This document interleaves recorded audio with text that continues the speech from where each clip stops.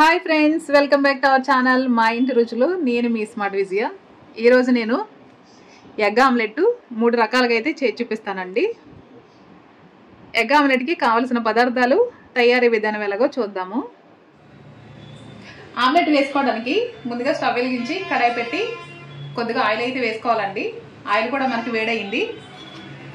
ఇప్పుడు సన్నగా కట్ చేసుకున్న ఉల్లిపాయ ముక్కలు, పచ్చిమిర్చి, కొద్దిగా కరివేపాకు ఈ 3 వేసి బాగా ఫ్రై చేసుకోవాలి.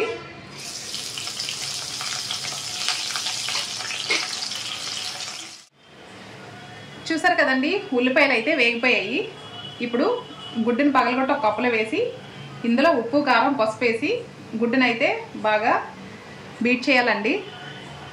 బీట్ చేసి ఈ విధంగా వేసేసుకోవడమే.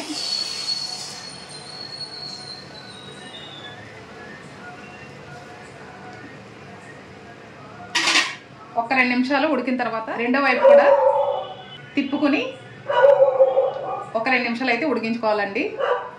ఒకవైపు అయితే వేగిపోయిందండి, రెండో వైపు కూడా తిప్పేసుకున్నాను. ఒక ఆమ్లెట్ అయితే రెడీ అయిపోయిందండి. ఒక ప్లేట్లోకి అయితే తీసేసుకుంటాను. రెండో ఆమ్లెట్ కూడా వేసి చూపిస్తానండి. ఇదే కడాయిలో కొద్దిగా ఆయిల్ వేసుకుని ఇందులో కొంచెం ఉల్లిపాయ ముక్కలు, పచ్చిమిర్చి, గుడ్డు పగలగొట్టి అందులో వేసిన తర్వాత ఉప్పు, కారం, పసుపు అయితే వేసానండి. ఇలా కలుపుకుని డైరెక్ట్గా వేసేసుకోవడమే.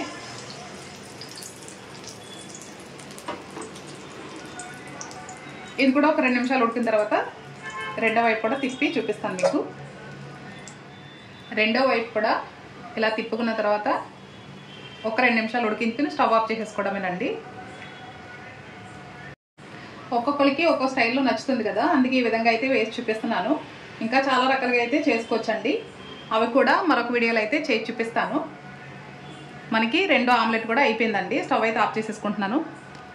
ఆఫ్ చేసి ఒక ప్లేట్లోకి అయితే తీసేసుకుంటాను. 3 ఆమ్లెట్ కూడా వేసేసుకుందామండి. ఇదే కడాయిలో కొద్దిగా ఆయిల్ వేసుకుని గుడ్డుని పగలగొట్టి ఈ విధంగా వేసుకుని ఇందులోనే లైట్గా పసుపు, కొద్దిగా సాల్టు, అలాగే కొద్దిగా కారం, ఇంతేనండి. ఇది ఒక 2 నిమిషాలు ఉడికించుకుంటే 3 ఆమ్లెట్ కూడా మనకు రెడీ అయిపోతుంది. ఈ రెసిపీ నచ్చినట్లయితే తప్పకుండా మీరు కూడా ట్రై చేయండి. ట్రై చేసి ఎలా వచ్చిందో నాకు కామెంట్ చేయండి. ఆమ్లెట్ అయితే రెడీ అయిపోయిందండి. స్టవ్ కూడా ఆఫ్ చేసేసుకుంటున్నాను. నచ్చినట్లయితే లైక్ చేయండి, షేర్ చేయండి. నా ఛానల్ని ఫస్ట్ టైం చూసినట్లయితే సబ్స్క్రైబ్ చేసుకోండి ఫ్రెండ్స్. Thanks for watching. మరొక రెసిపీతో మళ్ళీ మీ ముందుకు వస్తాను. బాయ్ అండి.